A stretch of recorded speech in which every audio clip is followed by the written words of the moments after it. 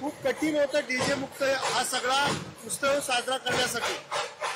काही कठीण नाही. आमचे मंडळांचे विचार ही पारंपरिक आहे.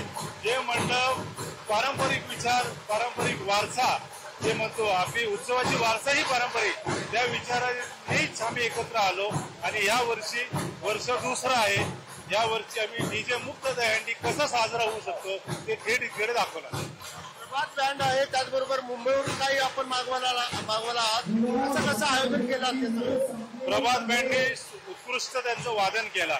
जेव्हा मी प्रभात बँडचे प्रशांत सोलापूरकरचा सत्कार केला, त्यांनी सांगितलं की 35 वर्षानंतर त्यांनी दहीहंडीमध्ये वादन परत केलं आहे, तर त्यांना ते दरवर्षी मान असणार की सुरुवात त्यांच्याकडनं होणार.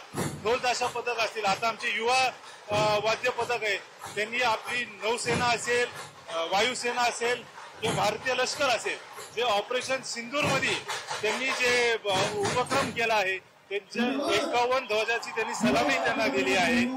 समर्थ असेल, रमणबाग असेल, शिवमुद्रा असेल, उज्जैनचा महाकाल आहे. आणि शेवटी मुंबई डीजे वाजत नाही, मुंबईत बँजो वाजतो.